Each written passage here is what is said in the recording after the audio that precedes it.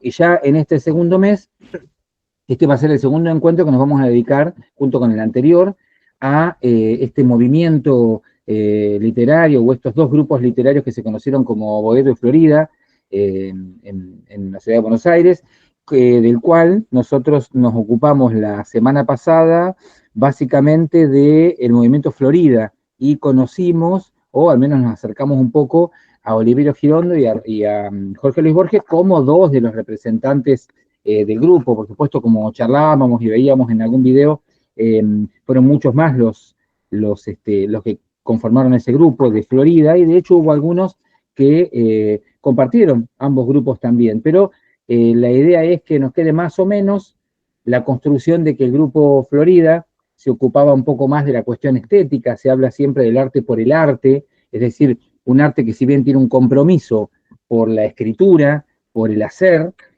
se ocupó más de la forma que del contenido, es decir, de un trabajo más de lenguaje poético. En cambio, hoy vamos a meternos de a poquito en el otro grupo, en el otro lado, en ese otro barrio, en cuyos lugares, en cuyos bares, en cuyos cafés se reunían otros escritores con otras preocupaciones. Escritores que, por supuesto, también tuvieron un desarrollo de su lirismo y de su lenguaje poético maravilloso. De hecho, vamos a meternos hoy con Raúl González Tuñón y con Roberto Ar, como dos de los representantes de ese grupo, pero mostrando ambos, como representantes de Boedo, esa preocupación que este grupo de escritores presentó, que era una mirada más social, más comprometida con la palabra o la literatura como una suerte de herramienta para intentar denunciar y de ese modo intentar hacer algunos intentos de cambio en la sociedad en la que se encontraban. Cuando nosotros nos ponemos a leer sobre ambos grupos, encontramos, por supuesto, muchas posturas teóricas que nos dicen, bueno, pero también los grupos como Florida, donde la intención está básicamente en el lenguaje, en la forma, en lo poético, también buscan un cambio en la realidad, porque el arte en general siempre busca una realidad alternativa a la que tenemos. Siempre recuerdo a Mario Vargas Llosa, recientemente desaparecido, cuando planteaba que él sentía que era escritor porque el mundo en el que vivía el día a día, le resultaba tan fútil, tan poco atractivo, que sentía mucha más intensidad en la lectura y en la escritura y en el arte. Por lo tanto, si no es esa una manera de cambiar el propio mundo, ¿cuál sería? Pero sí notamos que las temáticas, el contenido de los autores que vamos a ver hoy, del grupo Boedo, ya tienen que ver netamente más con esto de manifestar esa necesidad de cambiar algunas cosas en esa sociedad en la que viven, ¿no? Y me gustaría comenzar, ahí voy a ir compartiendo la pantalla, por González Tuñón, porque vamos a ver en González Tuñón poesía y en Roberto Art, dentro de la frondosísima obra que nos dejó, vamos a ver algo de narrativa.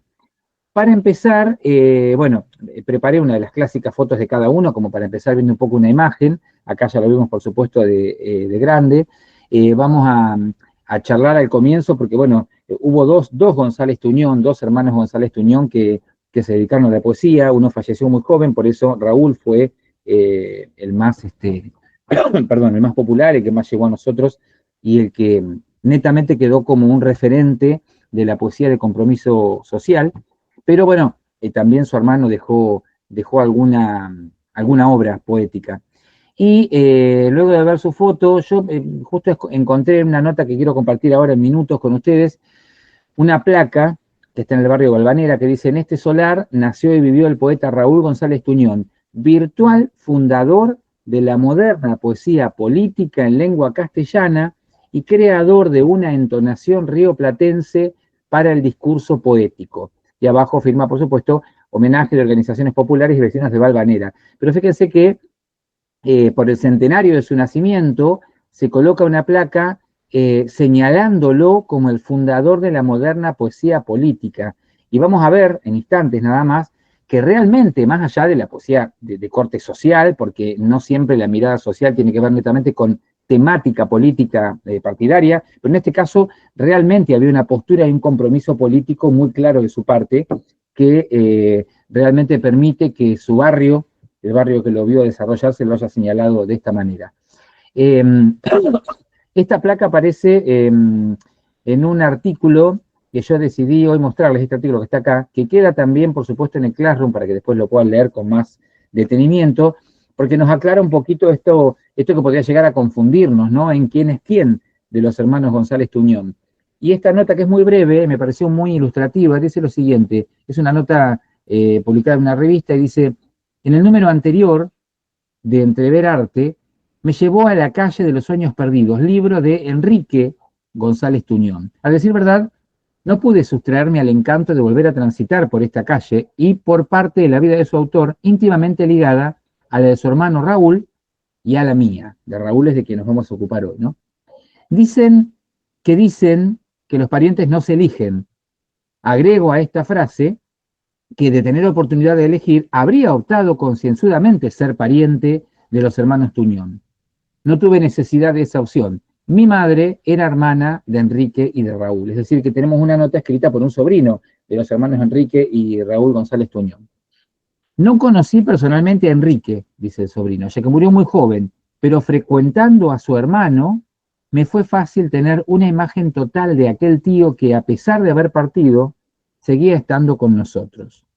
Cumpliendo de manera inexorable con la ley de los hermanos sean unidos, los Tuñón nos dieron un ejemplo acabado de transmisión hereditaria. Toda la sensibilidad de Enrique pasó de manera directa a Raúl, que la acrecentó con la propia, formando así un solo patrimonio. Aún faltando uno de ellos hermanos, el sobreviviente lo recuerda de manera constante en sus poemas. Y es justo un poema que ya lo que tenemos acá lo leemos, escrito por Raúl, que dice: Enrique, ¿ahora lo oyes? Este es Raúl, tu hermano. Dice la flor que crece de tus huesos transidos, mas no soy yo tan solo, somos los dos unidos. Los dos te recordamos, fugitivo y cabal. ¿Veis, hermanas? Él llega. Pronto tended la mesa. No, no se ha ido, no. ¿No es eterna la espuma? Las gaviotas perdidas, el otoño, la bruma. Y aquí precisamente a Enrique que regresa.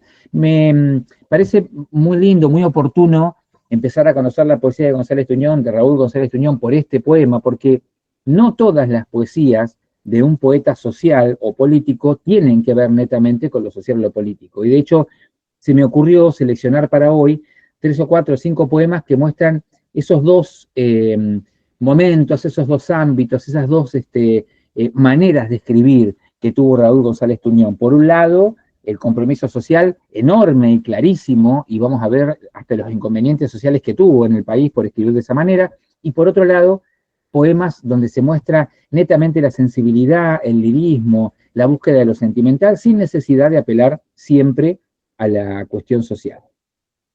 Les cuento que de los poemas que me gustaría compartir con ustedes, antes de pasar a un video que vamos a ver sobre su historia, elegí dejarles en el Classroom, bueno, que no se lo subí todavía, lo subo ahora cuando finalice la clase, esta selección de poemas de Raúl González Tuñón, que tiene una extensa variedad de sus textos, más una introducción que vale la pena ser leída.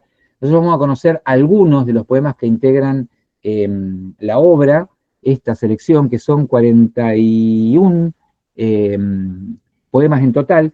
Y yo, antes de pasar a conocer un poco su vida del video, me gustaría comenzar casualmente por uno de la página 8, que se titula Eche 20 centavos en la ranura, para ir conociendo ya algo del lirismo de Raúl González Tuñón. Este poema, Eche 20 centavos en la ranura, dice: a pesar de la sala sucia y oscura, de gentes y de lámparas luminosas, si quiere ver la vida de color de rosa, eche 20 centavos en la ranura. Y no ponga los ojos en esa hermosa que frunce de promesas la boca impura. Eche 20 centavos en la ranura, si quiere ver la vida color de rosa. El dolor mata, amigo, la vida es dura, y ya que usted no tiene ni hogar ni esposa, si quiere ver la vida color de rosa, eche 20 centavos en la ranura. Leo este como uno de los ejemplos de los textos que tienden más al juego sonoro, al juego de la palabra, a lo simple, al juego idiomático, y no todavía al compromiso social. De hecho, este poema pertenece al Violín del Diablo, que ahora en el video vamos a ver un resumen, un comentario sobre el libro, que es de las primeras expresiones que el autor tuvo, pero que nos muestra que también pudo ser un gran poeta sin necesariamente tener que encontrar el costado social, ¿no? Y vamos a ver una más, que es esta, la página 11, sí, es esta la que elegí, que se titula El poeta murió al amanecer.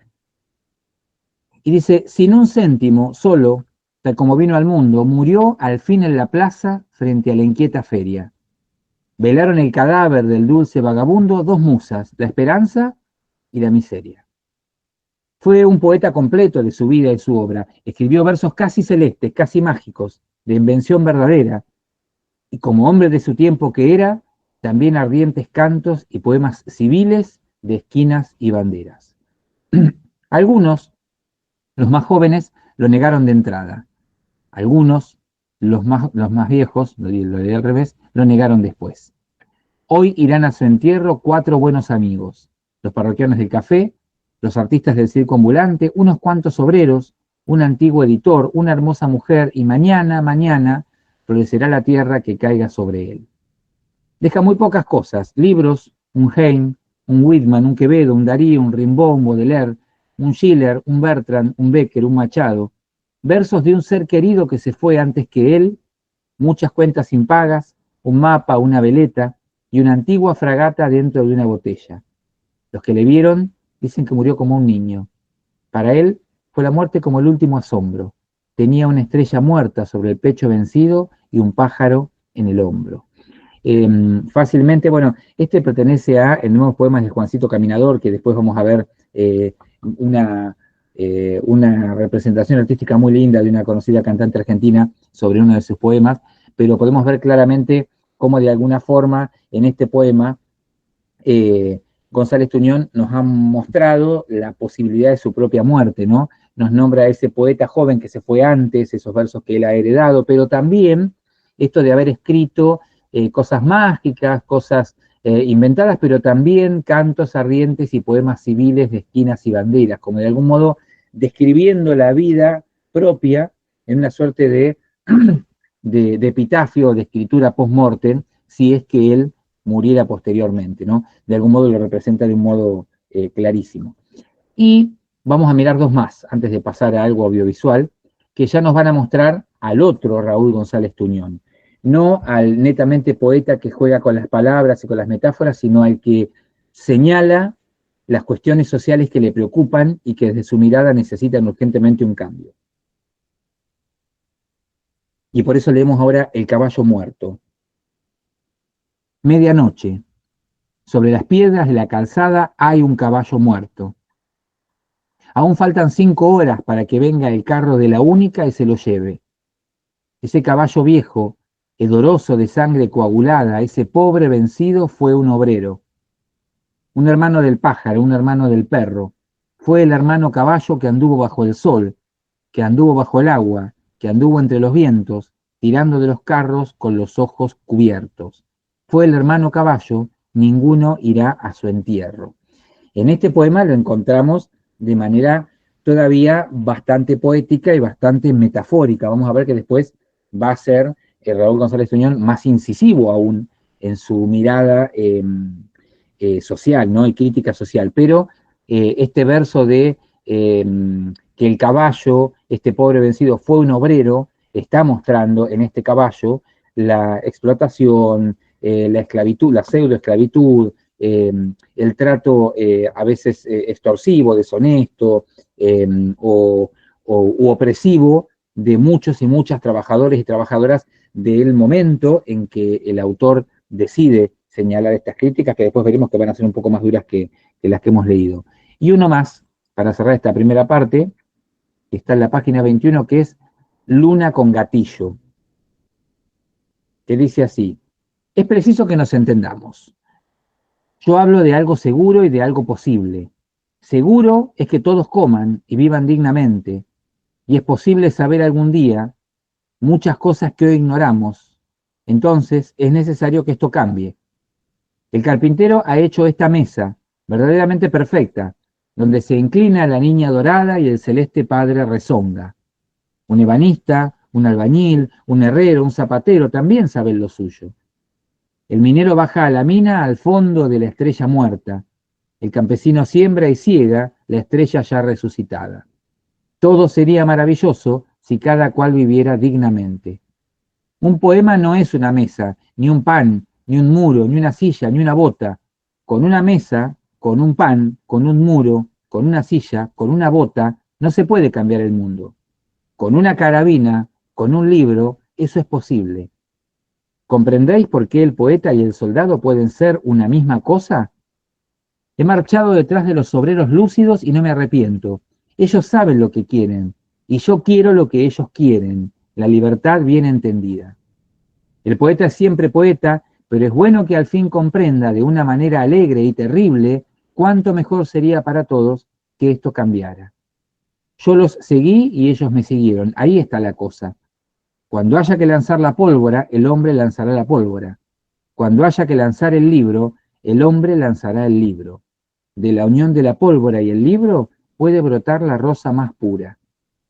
Digo al pequeño cura y al ateo de rebotica y al ensayista, al neutral, al solemne y al frívolo, al notario y a la corista, al buen enterrador, al silencioso vecino del tercero, a mi amiga que toca el acordeón. Mirad la mosca aplastada bajo la campana de vidrio. No quiero ser la mosca aplastada. Tampoco tengo nada que ver con el mono. No quiero ser abeja. No quiero ser únicamente cigarra. Tampoco tengo nada que ver con el mono. Yo soy un hombre o quiero ser un verdadero hombre y no quiero ser jamás una mosca aplastada bajo la campana de vidrio. Ni colmena ni hormiguero. No comparéis a los hombres nada más que con los hombres. Dadle al hombre todo lo que necesite. Las pesas para pesar, las medidas para medir, el pan ganado altivamente, la flor del aire, el dolor auténtico, la alegría sin una mancha. Tengo derecho al vino, al aceite, al museo, a la enciclopedia británica, a un lugar en el autobús, a un parque abandonado, a un muelle, a una azucarera, a salir, a quedarme, a bailar sobre la piel del último hombre antiguo con mi esqueleto nuevo, cubierto con piel nueva de hombre flamante. No puedo cruzarme de brazos e interrogar ahora al vacío. Me rodean la indignidad y el desprecio. Me amenazan la cárcel y el hambre. No me dejaré sobornar. No, no se puede ser libre enteramente ni estrictamente digno ahora, cuando el chacal está a la puerta esperando que nuestra carne caiga podrida. Subiré al cielo, le pondré gatillo a la luna y desde arriba fusilaré al mundo suavemente para que esto cambie de una vez. Ahí ya podemos notar claramente a un González Tuñón que ya no viene sencillamente mostrándonos con claridad y con la suavidad del lenguaje poético su desazón o su afán o su urgencia de cambio. Acá está dispuesto a subir a la luna, colocarle un gatillo y terminar con todo para empezar de nuevo. Esta mirada, ¿sí? Un poco belicosa y comprometida ardorosamente, vamos a ver ahora en minutos, que le costó ciertos problemas socialmente. Y eso nos lo va a contar muy bien un videíto que voy a compartir ahora a continuación.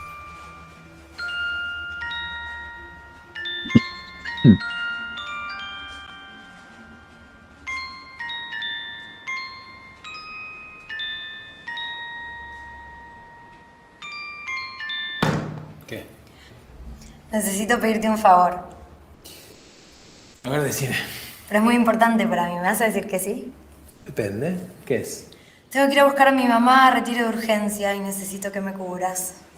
¿Querés que yo vaya a buscar a tu mamá? No, eso no. Viste que yo los jueves les leo a unos viejitos. Sí. Bueno, vas a tener que ir vos. No, yo no puedo, tengo mucho trabajo, tengo cosas. Ay, Gaby, por favor te lo pido. Ellos toda la semana esperan. Si no voy les voy a arruinar el día. Pero no sé. Me da vergüenza. ¿Vergüenza de qué? Les va a encantar que vayas. Son re divinos. Mirá lo que me regalaron la última vez.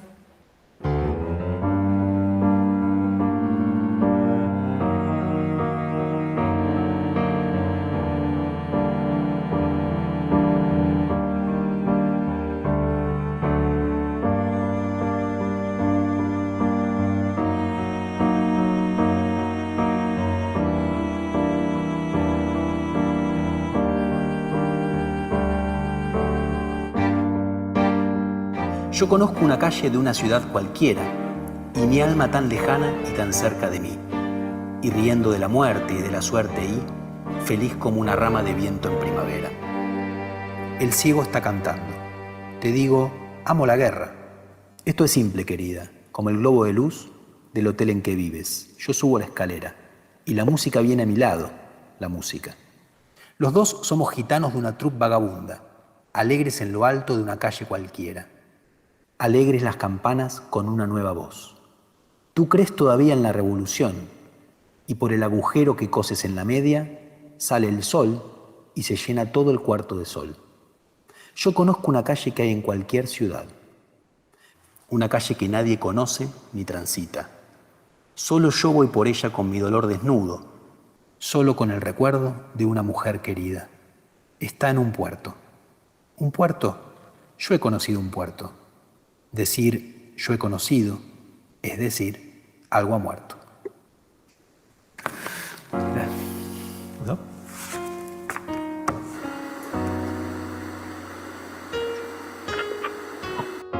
Hijo de una humilde familia de inmigrantes españoles, Raúl González Tuñón nace en Buenos Aires el 29 de marzo de 1905. Sus padres, Remigio González y Consuelo Tuñón, tienen 7 hijos. Raúl es el menor. En 1918, con 13 años, ingresa en el Colegio Nacional de Buenos Aires, pero pronto abandona los estudios para dedicarse a los viajes, a la literatura, a la bohemia intelectual, a la vida intensa. Todavía adolescente, después de caminar los barrios de Buenos Aires, viaja a Santa Fe. Aún no ha cumplido los 20 y trabaja, sin suerte, en una zapatería, pero sobre todo recorre los bares del puerto. Allí conoce a un alemán, Werner Lang, un rezago, dice, de la Primera Guerra Mundial, que tocaba canciones de posguerra en cuerdas que había atado a una lata de querosén. ¿Es un violín?, le pregunta el joven Tuñón una madrugada. Sí, el violín del diablo, le contesta Lang. Así nace el título de su primer libro.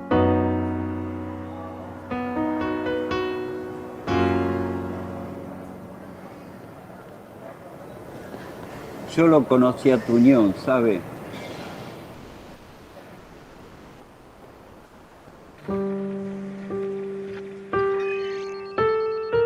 En los años 20, Tuñón interviene en el clima intelectual de Buenos Aires y en la experiencia de la vanguardia porteña.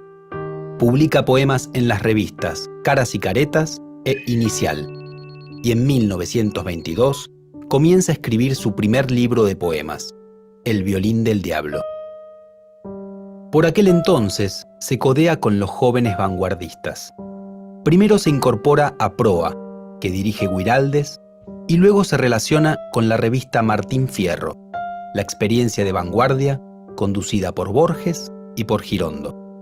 Sin embargo, al mismo tiempo, teje relación con los intelectuales del llamado Grupo de Boedo, un conjunto de escritores y artistas de izquierda que reivindicaba un arte social y comprometido con la causa de los oprimidos.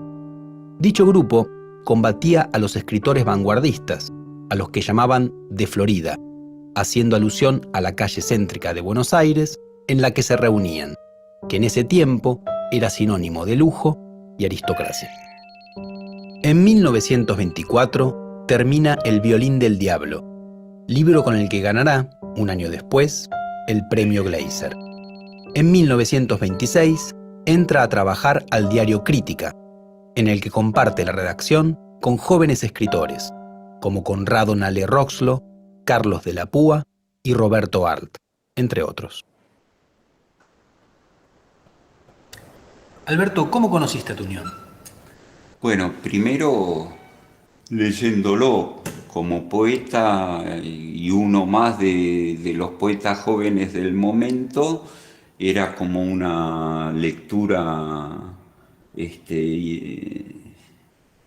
obligatoria, digamos, ¿no? Era leer a un gran poeta.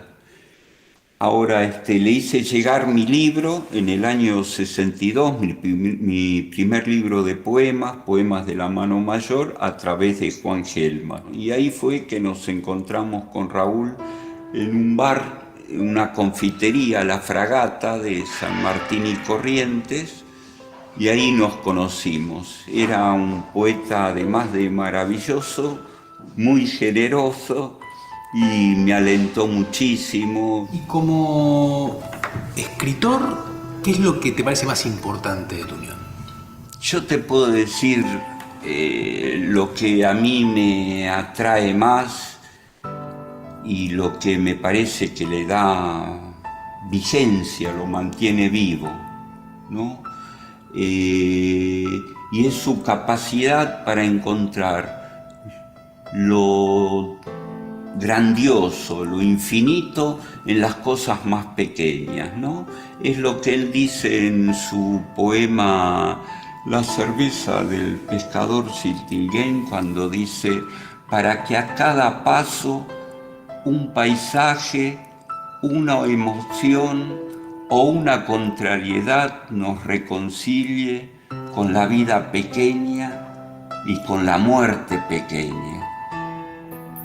Me parece que esa capacidad que tiene, lo que lo mantenía él mismo se definió como un niño constantemente perplejo. Esa capacidad de asombro es lo que enriquece su poesía.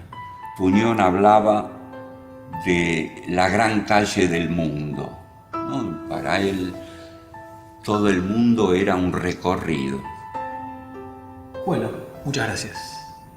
No, gracias a vos. ¿Sabés que en estos días estaba pensando en ir a verlo a Fito, el hijo de Raúl, de González Tuñón? Si te interesa, vamos juntos.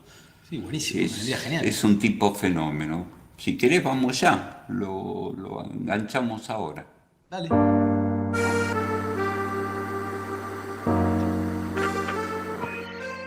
El final de la década del 20 lo encuentra en Europa, viaje que ha conseguido pagar con el dinero del premio municipal, obtenido por el poemario Miércoles de Ceniza.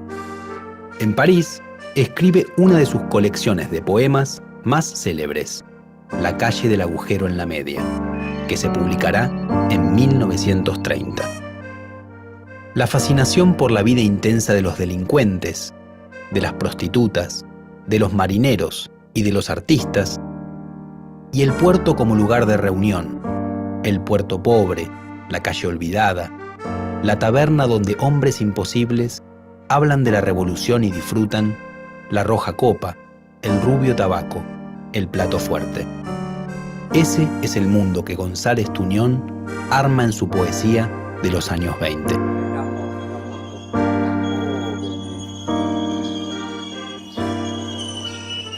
¿Qué tal, viejo?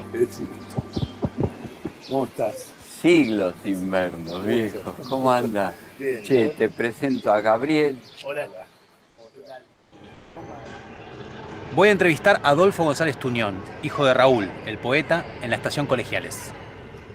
Uno de los primeros recuerdos que yo tengo de él tiene que ver con esto, ¿no? Con algún paseo que hacíamos muchas tardes. A la tarde yo quedaba al cuidado de él, mi mamá trabajaba y él estaba en casa y veníamos de nuestra casa, que era unas 8 cuadras de acá, caminando, atravesando un campito que con los años se convirtió en una villa, y veníamos a la estación. Él solía traer un libro, se sentaba a leer en alguno de los bancos y yo jugaba. Los bancos que están allá bajo el tinglado. Y yo jugaba en la estación y siempre nos acompañaba todo el tiempo el pasar de los trenes, ¿no? Que es algo muy emblemático el tema del viaje en la vida de papá, digamos. A él, su abuelo, cuando él era chico, lo llevaba al puerto, a la dársena. Él a mí a veces también me llevaba al puerto, pero sobre todo veníamos acá. Y ese es uno de los primeros recuerdos que yo tengo. Papá me llevaba a mí 50 años, 49 años. Y ya tenía el pelo blanco cuando yo era chico. Y yo me daba cuenta que papá era diferente, era un papá diferente. No solo porque era mayor, sino porque tenía una mirada rara y algunos comentarios y algunas cosas muy próximo a mi mundo, al mundo de los chicos, ¿no? Muy cercano a mí, digamos. Y esa mirada un poco distinta que yo le notaba a él, después con los años a medida que yo iba creciendo me fui dando cuenta de qué se trataba, ¿no? Él nombraba siempre a Bacon, el filósofo inglés, una frase: contempla el mundo, ¿no? Él como esa mirada devoraba el mundo de alguna manera, ¿no? Y después esa cosa que él hacía después la transformaba en poesía. Me parece que una de las cosas más lindas que se pueden decir de la poesía de mi padre es que está él, es una poesía muy viva porque hay una persona dentro de esa poesía, ¿no? No es una poesía fría o alejada, o una poesía de la Torre de Marfil, es una poesía muy imbricada con el mundo, pero como te decía, con todo el mundo, ¿no? No solo desde una ideología, sino desde la vida plural, ¿no? Eso es más o menos... Bueno, no sé muy si lindo. te sirve lo que... Sí, me súper sirve. Muchas gracias. Él está buscando lugares emblemáticos para que tengan que ver con papá. ¿Lo llevaste a la casa de Mangieri? No, pero me parece bárbaro, porque al fin y al cabo ahí nació la Rosa Blindada, ¿no? Genial. Lindo lugar. Sí.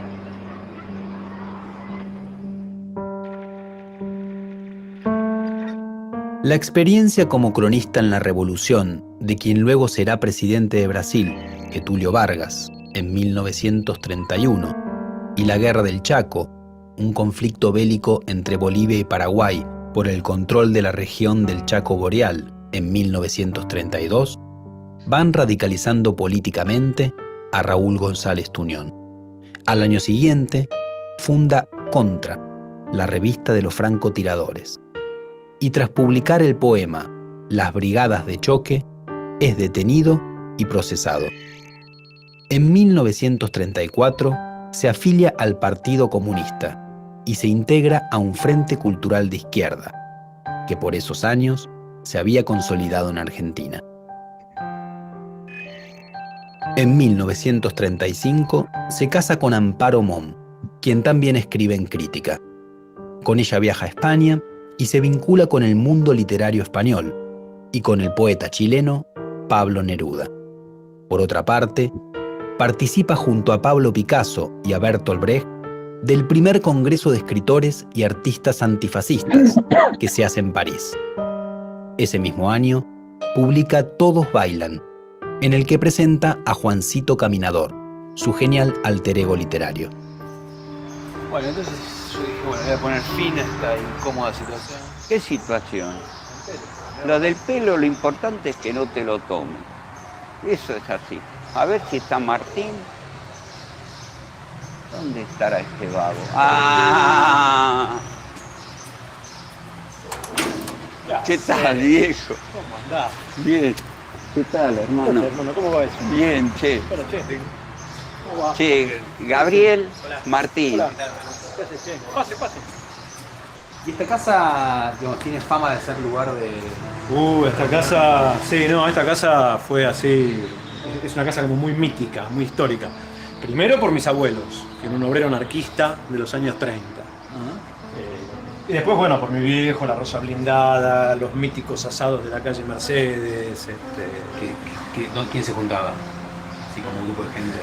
De todo, desde Juancito Hellman hasta Tito, gente de la Rosa Blindada, gente poetas jóvenes, poetas nobles, editores, amigos, un lugar... vecinos. Un centro de reunión. Fue un centro de reunión, digo, el diariero, Linda el selección. carnicero.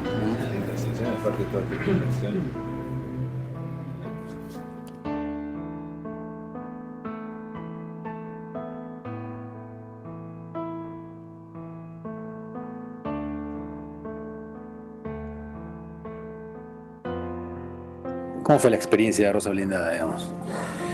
La experiencia de la Rosa Blindada fue contundente, digamos, ¿no? Fue como que de repente creció un fruto de algo que se venía sembrando por todo el mundo y en América Latina y acá en el país, ¿no? Fundamentalmente tiene que ver con la Revolución Cubana, con la crisis chino-soviética, por primera vez los comunistas podían discutir entre sí y se agarraban a trompadas y eran bandos diferentes. Un mundo que se había caracterizado por ser uniforme, unívoco, ¿no es cierto? Una cosa de una verticalidad absoluta. De repente habían interpretaciones distintas de la lucha, de los planteos revolucionarios. Y eso, digamos, ahí germinó La Rosa Blindada, como otras publicaciones que empezaron a surgir, como Pasado y Presente en Córdoba.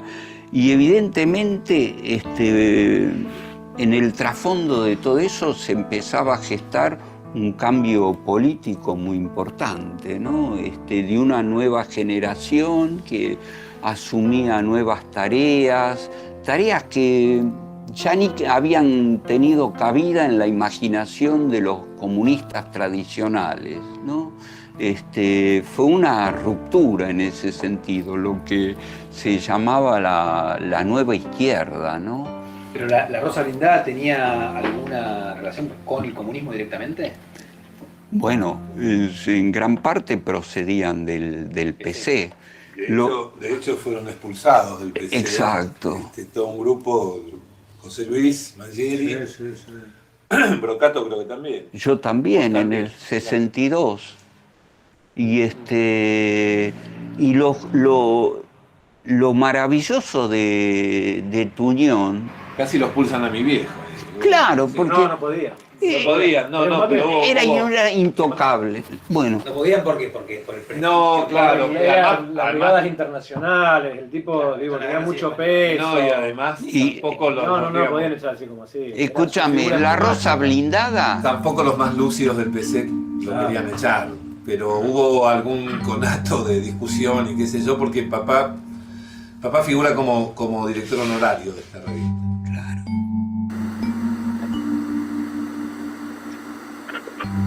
En 1936, Tuñón publica La Rosa Blindada, uno de los más intensos poemarios políticos en lengua española del siglo XX. El telón de fondo de esos poemas es la Guerra Civil Española, un sangriento conflicto que estalla ese año cuando un sector del ejército español, dirigido por Francisco Franco, produce un golpe de Estado contra el gobierno democrático de la llamada Segunda República. En 1937, el poeta viaja nuevamente al país en guerra y escribe, como corresponsal del diario Nueva España, una serie de crónicas que se publicarán bajo el título La muerte en Madrid, donde hace explícito su apoyo a la causa republicana. El regreso no es a Buenos Aires, sino a Valparaíso, donde funda con Neruda la Alianza de Intelectuales de Chile.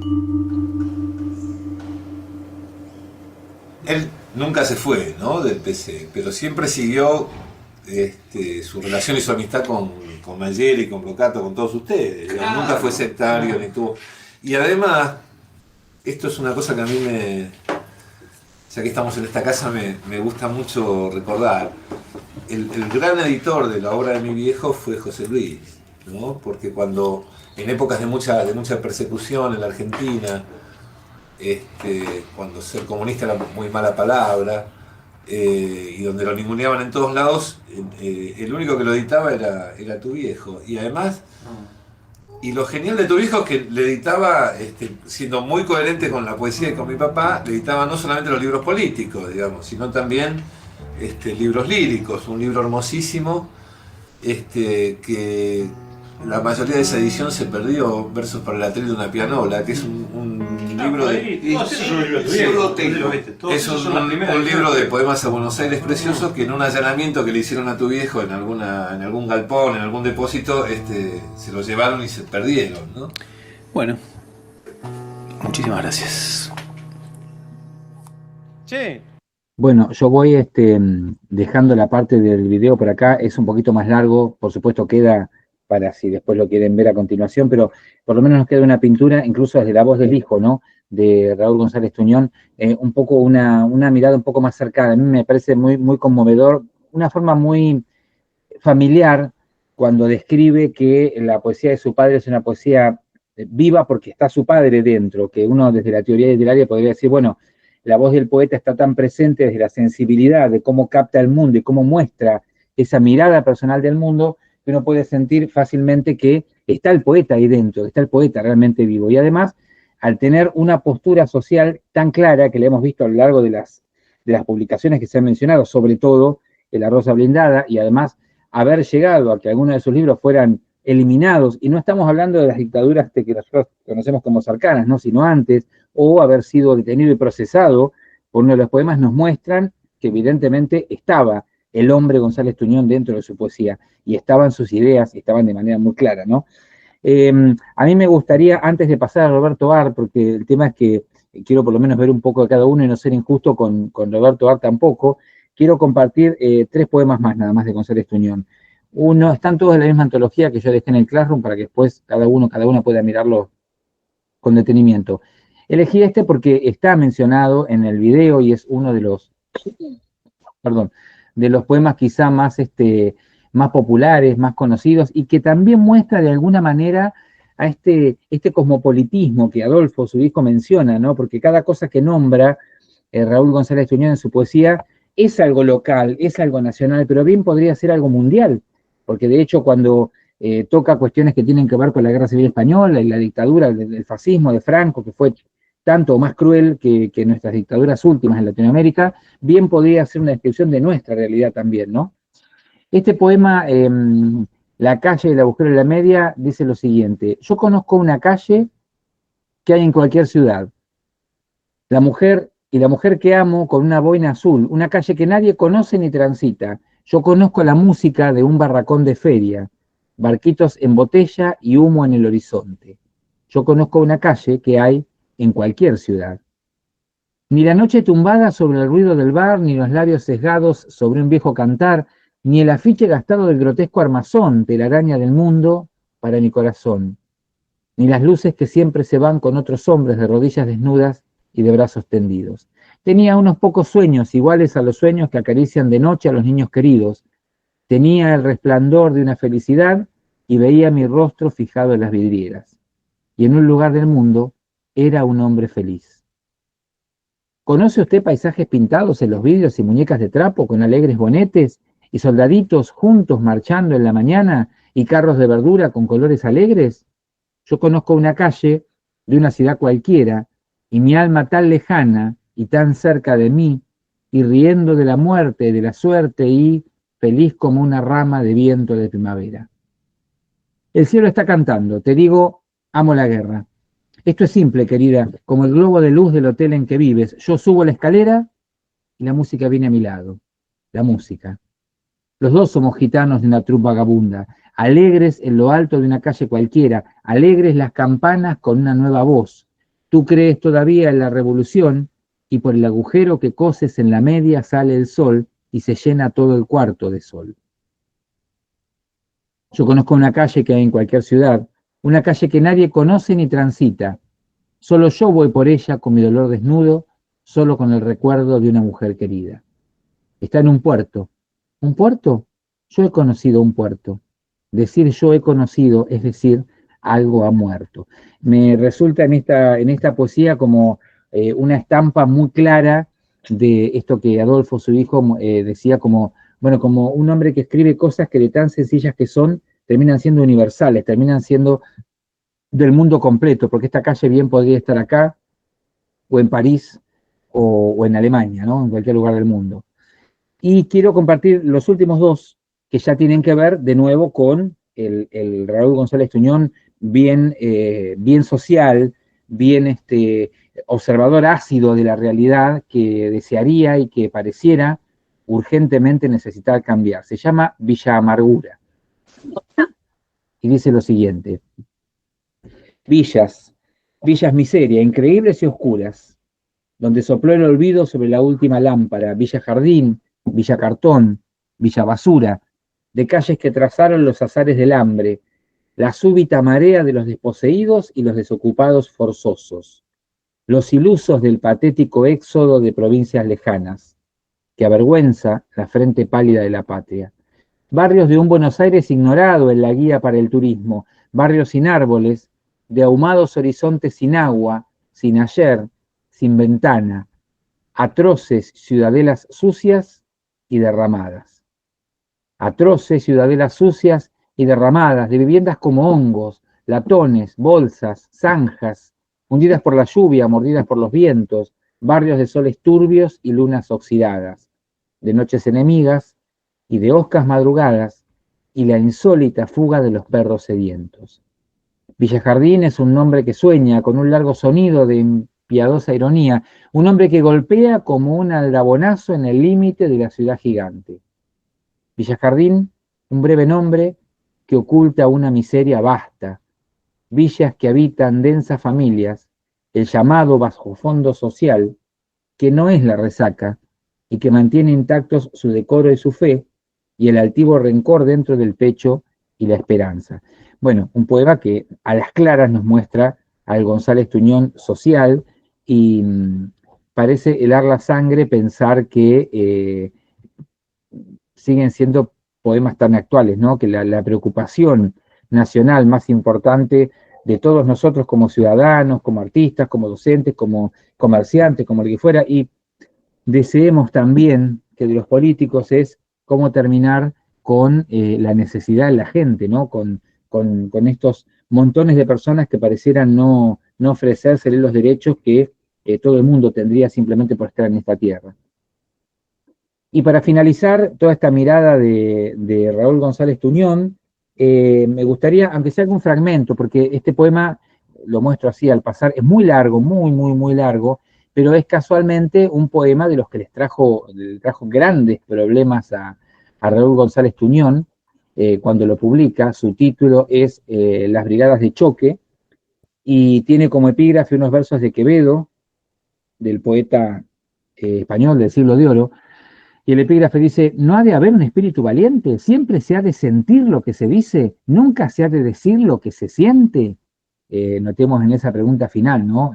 Como la idea de Tuñón de decir, bueno, yo voy a decir lo que siento. Claro que lo dijo, y claro que terminó pagando la cara, ¿no? Por un proceso judicial y una detención por escribir estas cosas. Y leo, aunque sea 2 o 3 estrofas salteadas. Primero fue la toma de la tierra por la hembra y por el varón. Después vino la tristeza de la civilización. Primero fue el campo libre, el cielo libre, la libre unión. Después las malas leyes del hombre que hicieron las malas leyes de Dios.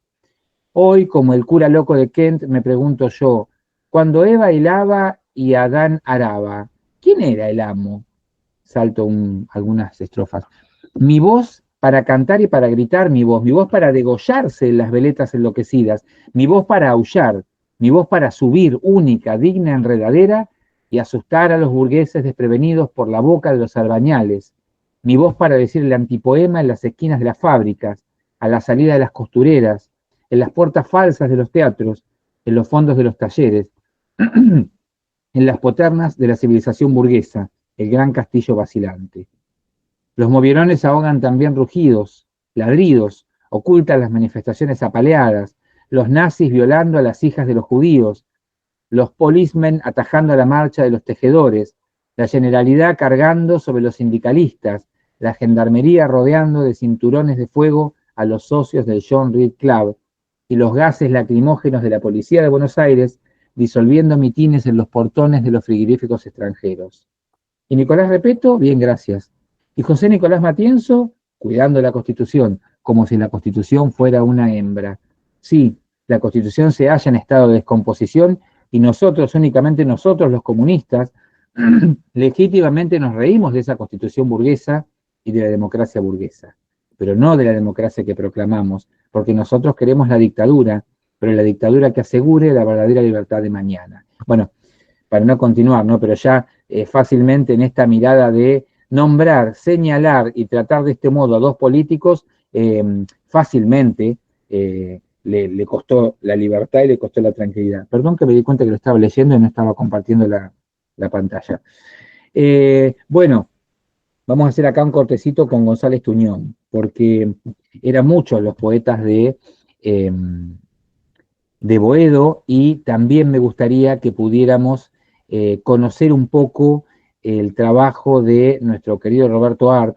Yo supongo que Roberto Arlt seguramente es más probable que lo hayamos cruzado en nuestro paso por la escolaridad, porque por alguna obra de teatro, sobre todo. Fue muy común durante una época leer en las escuelas, en las asignaturas de arte, La Isla Desierta, por ejemplo, porque Roberto Art tengo incluso acá creo para mostrar una lista de obras, sí, fue muy prolífico, escribió de todo, pero también escribió teatro, y mucho teatro. Y dentro del teatro hay una obrita muy, muy cortita que se llama La Isla Desierta, que de alguna manera muestra también esa mirada, esa crítica hacia el orden social y la esclavitud, el sometimiento que genera el trabajo en el ser humano. La Isla Desierta es básicamente una obra en la cual un grupo de personas trabaja en una oficina, en un subsuelo húmedo, incómodo, y un día resulta que los trasladan a una oficina que tiene una gran ventana. Y ocurre que salir de un sótano y pasar a un lugar con una ventana les permite ver que hay otro mundo, les permite ver que mientras están ellos 8 o 10 horas trabajando en sus máquinas de escribir, hay barcos que van y vienen, y hay un mundo diferente afuera para descubrir, y ellos están anclados en sus escritorios trabajando como oficinistas. Hasta que entra un personaje que viene a servir el café, todo tatuado y con toda una postura de hombre que ha conocido el mundo, que no tiene su trabajo seguro en la oficina, simplemente sirve el café, pero que sabe lo que ocurre afuera, y genera una revolución que hace que esta gente ya no pueda seguir nunca más sometida en esa oficina, sino queriendo escapar a sentir el sol, a sentir la vida, ¿no? Esa es La Isla Desierta, que es una obrita que si algún día quiere leerla, es muy cortita, muy rápida de leer, sumamente interesante. Pero bueno, tiene mucho teatro, acá está el listado. Saverio el Cruel incluso tuvo mucho éxito en Buenos Aires, 300 millones, una obra maravillosa también, pero también hay mucho en cuento, tenemos toda esta serie de títulos de libros de cuentos, y sin duda las novelas, que son las que de un modo u otro nos han llegado, sobre todo tres, El Juguete Rabioso, Los Siete Locos y Los Lanzallamas, donde también, por supuesto, hay un señalamiento y una mirada de las cuestiones sociales que son más que claras. Esto último que queda acá es en lo que me gustaría detenerme un momento ahora, en cuanto a Roberto Art, porque tiene entre sus publicaciones textos que tienen que ver con el periodismo. Así como escuchamos en el video que vimos de González Tuñón, muchos de los escritores de la época, bueno, como actualmente, se desempeñaban a la par como periodistas. De hecho, sin ir más lejos, nuestra ya afamadísima Mariana Enríquez, que si no me equivoco hace poquito se nos fue a vivir a Australia, lamentablemente, fue o sigue siendo directora de uno de los suplementos de Página 12 hace décadas, una gran periodista y actualmente ya una enorme novelista y muy buena cuentista. Lo digo en ese orden por una cuestión de gusto personal, ¿no? Pero es increíble como novelista y muy buena como cuentista. Como cuentista creo que Samantha Schweblin es lo mejor que tenemos. Pero en general, muchos y muchas personas dedicadas a la escritura en nuestro país, a la par, como en otros lugares del mundo, han sido periodistas. Y Roberto Art publica, tanto en Argentina como en España, lo que se conocen como las aguafuertes. Y de hecho, el libro Aguafuertes Porteñas, una de las ediciones de Aguafuertes Porteñas, se las dejo en el Classroom, y me gustaría con ustedes compartir hoy un par de esas aguafuertes. Porque un aguafuerte es una suerte de, el nombre viene de una suerte como de estampado.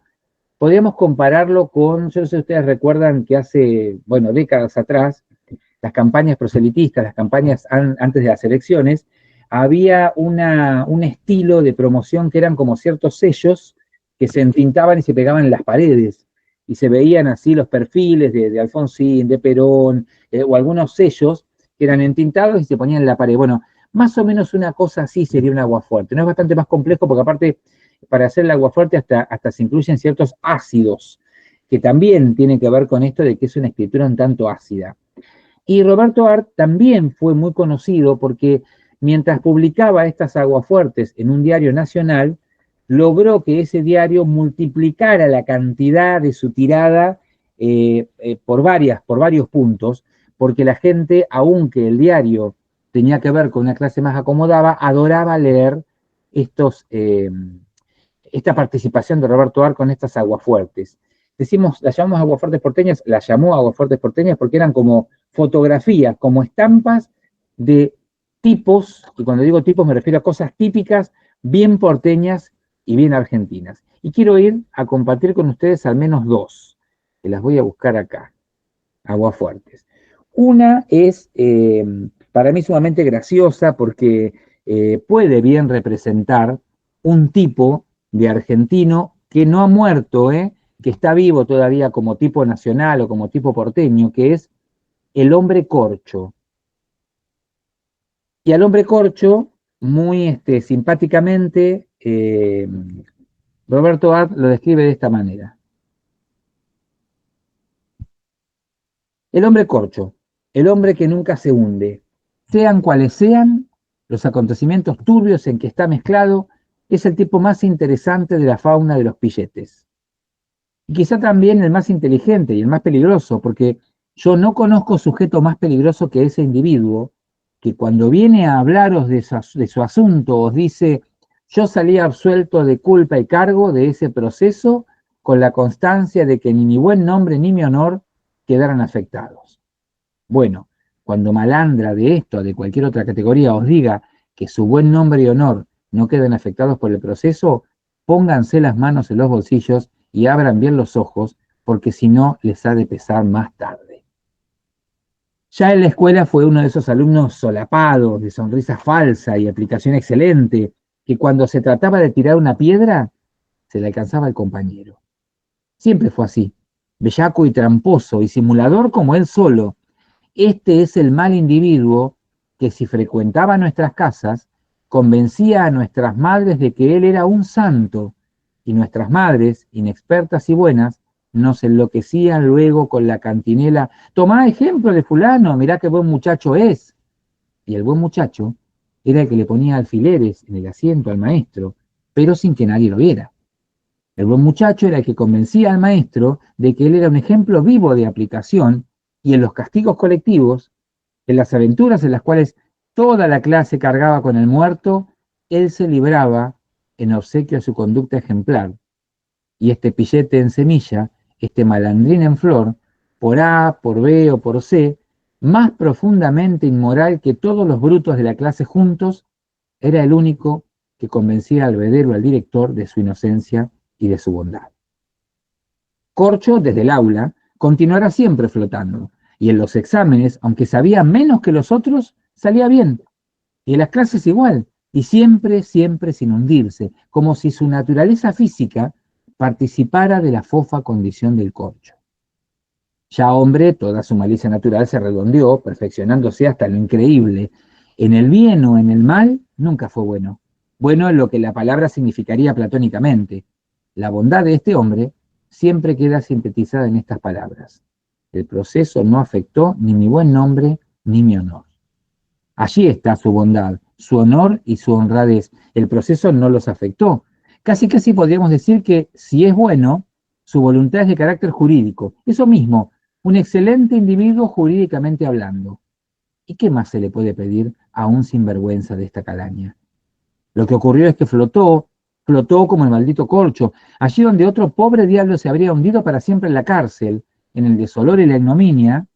El ciudadano corcho encontró la triquiñuela de la ley, la escapatoria del código, la falta de un procedimiento que anulaba todo lo actuado, la prescripción por negligencia de los curiales, de las aves negras, de los oficiales de justicia y de toda la corte de cuervos lustrosos y temibles. El caso es que se salvó. Se salvó sin que el proceso afectara su buen nombre ni su honor. Ahora, sería interesante establecer si un proceso puede afectar lo que un hombre no tiene. Donde más ostensibles son las virtudes del ciudadano corcho es en las litis comerciales, en las trapisondas de las reuniones de acreedores, en los conatos de quiebras, en los concordatos, verificaciones de crédito, tomas de razón, y todos esos chanchullos donde los damnificados creen perder la razón, y si no la pierden, pierden la plata, que para ellos es casi lo mismo o peor. En estos líos espantosos de turbios y de incomprensibles es donde el ciudadano corcho flota en las aguas de la tempestad con la serenidad de un tiburón. Que los acreedores se confabulan para asesinarlo, pedirá garantías al ministro y al juez. Que los acreedores quieren cobrarle, levantará más falsos testimonios que Tartufo y su progenitor. Que los falsos acreedores quieren chuparle la sangre, pues a pararse que si allí hay un sujeto con derecho a sanguijuela, es él y nadie más. Que el síndico no se quiere acomodar, pues a crearle al síndico complicaciones que lo sindicarán como mal síndico. Y tanto va y viene, y da vueltas, y trama combinaciones, que al fin de cuentas, el hombre corcho los ha embarullado a todos y no hay Cristo que se entienda. Y el ganancioso, el único ganancioso es él. Todos los demás van muertos. Fenómeno singular. Caerá como el gato, siempre de pie. Si es en un asunto criminal, se libra con la condicional. Si en un asunto civil, no paga ni el sellado. Si en un asunto particular, entonces, que Dios os libre. Tremendo, astuto y cauteloso. El hombre corcho no da paso ni puntada en falso. Y todo le sale bien. Así como en la escuela pasaba los exámenes, aunque no supiera la lección, y en el examen siempre acertó por una bolilla favorable, este sujeto en la clase de la vida la acierta igualmente. Si se dedicó al comercio y al negocio, si se dedicó al comercio y el negocio le va mal, siempre encuentra un sonso a quien endosárselo. Si se produce una quiebra, él es el que, a pesar de la ferocidad de los acreedores, los arregla con un 15% a pagar en la eternidad cuando pueda o cuando quiera. Y siempre así, falso, amable y terrible, prospera en los bajíos donde se hubiera ido a pique o encallado más de una preclara inteligencia. ¿Talento o instinto? ¿Quién lo va a saber? Bueno, ahí un ejemplo de las aguafuertes porteñas, es decir, de estos textos de Roberto Art, breves, periodísticos, de divulgación muy amplia en los diarios. Existen también las aguafuertes madrileñas y existe más de una edición que compendia estos textos de Roberto Art. Por supuesto, de tener tiempo y tener ganas, leer su teatro, leer su novela, realmente es maravilloso en caso de que se tenga tiempo. Yo no quería dejar al menos hoy de ver uno de sus textos, si podemos vemos otro más, pero me gustaría, antes de cerrar esta cuestión, compartir, porque ya lo hemos hecho alguna vez, una crítica, una lectura crítica, una lectura teórica que hace de él Abelardo Castillo. Voy a buscar acá el libro que tengo marcado algún fragmento y ahí se los comparto en la pantalla, porque yo les he contado más de una vez que una de las preocupaciones de este curso es, bueno, cómo poder ver los autores que nos muestran la línea de tiempo, pero haciéndolos dialogar con otros, y en este caso con Abelardo Castillo, porque después nos vamos a cruzar sobre el final de este curso, en el último mes, con otra autora argentina contemporánea que fue alumna de Abelardo Castillo, y está bueno también al menos conocer algo del autor, que ya algo hemos leído por ahí. Así que les voy a compartir ahora una mirada sobre Roberto Art que hace Abelardo Castillo, un cuentista increíble nuestro, que también entre sus textos tiene algunos ensayos que tienen que ver con la literatura nacional. De hecho, yo no sé si los he mencionado, pero este libro, Ser escritor, de Abelardo Castillo, es un lindo compendio de textos en los cuales no solamente escribe sobre diferentes autores de nuestra literatura nacional, sino también escribe sobre cuestiones literarias, sobre cuestiones de escritura, sobre cómo escribir. Abelardo Castillo fue un gran tallerista en la ciudad de Buenos Aires, y muchos de los escritores y escritoras que actualmente ocupan un lugar importante en la escena literaria nacional, muchos han sido alumnos de Abelardo Castillo. Acá Castillo titula a su artículo sobre Art La incultura de Roberto Art. Son unas 3 o 4 páginas, yo voy a ser breve con esto, pero quiero leerles el comienzo y un par de párrafos más.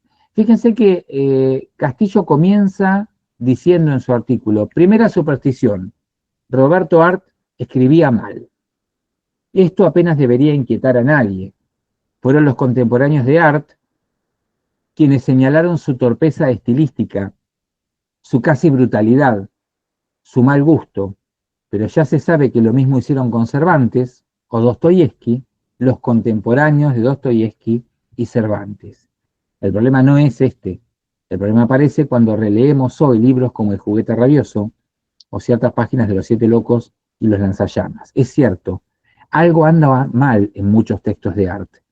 Palabras como morcona, doncella, menestrala, giros exóticos del tipo sucio como un muladar, aplicados a un ámbito como Buenos Aires, que nunca se caracterizó demasiado por la abundancia de mulas, descripciones de tipo geométrico en las que una enagua o un rayo de sol pueden ser bisectrices de algo, nos hace sentir incómodos.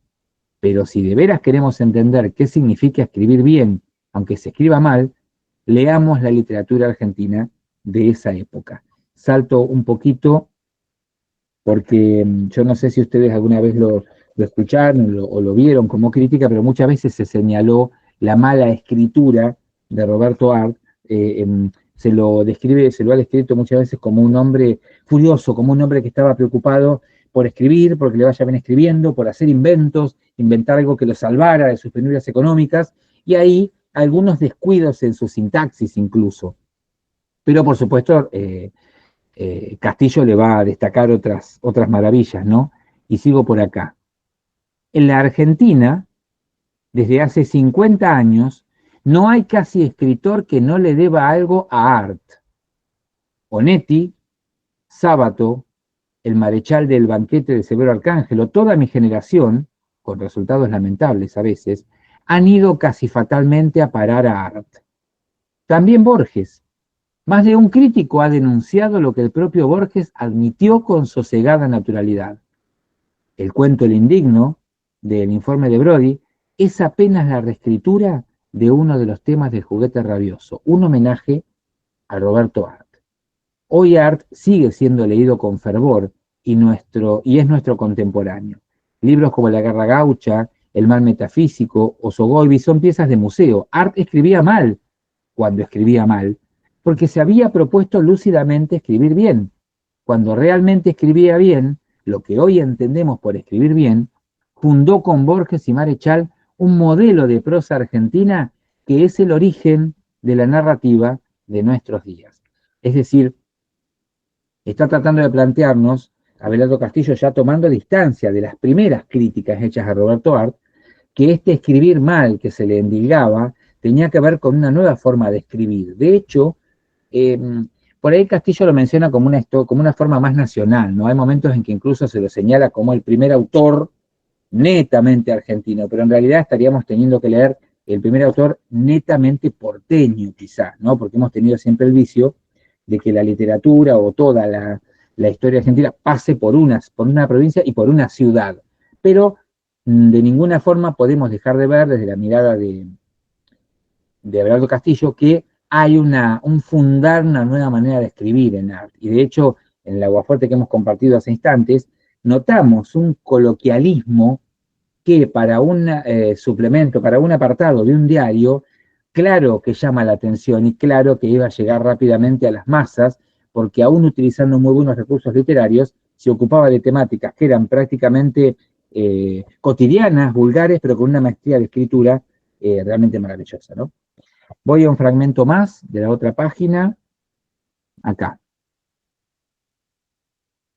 Y creer que es posible escribir bien o mal, aunque en general muy bien, Los Siete Locos, sin haber leído otra cosa que Rocambole, es creer demasiado en la fábula que todo escritor inventa para mostrarse ante el mundo. Porque una de las cosas que también destaca Castillo es que se decía que Arlt escribía mal y que era un tipo muy poco culto, un inculto. Y además, el mismo Arlt, en 300 millones, por ejemplo, de su obra de teatro, menciona las lecturas, o la lectura de Rocambole, que era un folletín de aventuras, literariamente mirado como de reojo, ¿no? Y nos dice Castillo, ¿es posible creer que un tipo que solamente leyó Rocambole haya podido escribir las novelas que escribió? Por supuesto que no, ¿no? Cervantes cometió el error de decir que era un mal poeta y nadie volvió a leer sus versos. Baudelaire, que más de un aspecto era casi un santo, se jactaba de ser tan malo que acabaron por meterlo preso. Roberto Arlt nombró a Rocambole y nosotros lo rocambolizamos para siempre. De hecho, esto, no sé si es del todo acertada la comparación que voy a hacer, pero hace pocas décadas comenzó a valorizarse la figura de Manuel Puig, otro enorme novelista argentino, que fue dejado de lado durante mucho tiempo. En primer lugar, seguramente por su condición sexual, ¿no? Pero además, porque en sus novelas abundaba el melodrama, el bolero, el cine romántico. Entonces eran temáticas que daban cierto tufillo a mala literatura o a mala cultura, ¿no? Sin entender que los personajes del novelista consumían esa realidad, pero pues lo escribía de una manera maravillosa. Con Art podríamos pensar algo parecido, ¿no? Como el mismo Art, estas son las palabras de Castillo, menciona que su principal lectura es un folletín, ¿cómo poder nosotros creer que se trata de un gran escritor? Esto es lo que dice, por supuesto, Abelardo Castillo, obviamente no yo.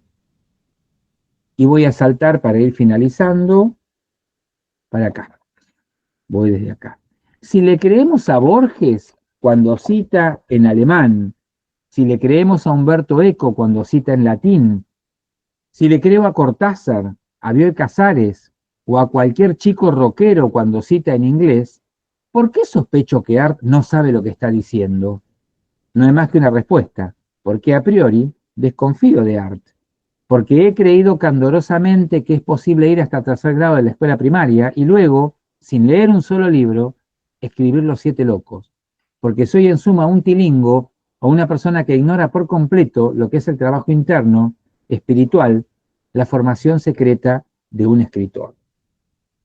Se sabe que la madre de Art le recitaba a Dante y a Torcuato Tasso. Se sabe también que entre los escritores que admiraba el joven Art no estaban solo los rusos, teniendo en cuenta que ruso acá quiere decir Dostoyevsky, Chekhov, Andreyev, Gorky, bueno, etc. Se sabe que Art mismo declaraba su admiración por Baudelaire y Marcel Proust. Se sabe que en el prólogo de Los Lanzallamas cita una acción narrada por Joyce en el 4º capítulo de Ulises, y no hay que ser ningún lince para ver que había leído bastante teatro y especialmente al de Pirandello, aunque por las mismas razones que tenía de citar a Rocambole, lo negara.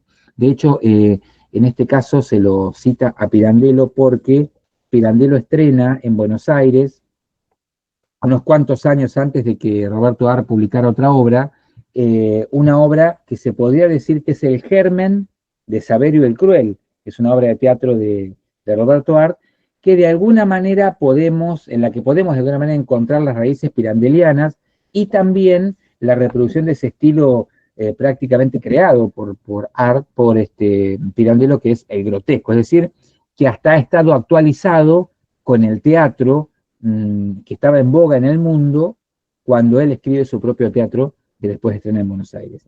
Y finalizo con la última frase de Abelardo Castillo que dice: digo que Roberto Art fue, en un sentido esencial, un escritor por lo menos tan culto como cualquier escritor que ha encontrado su destino de escritor.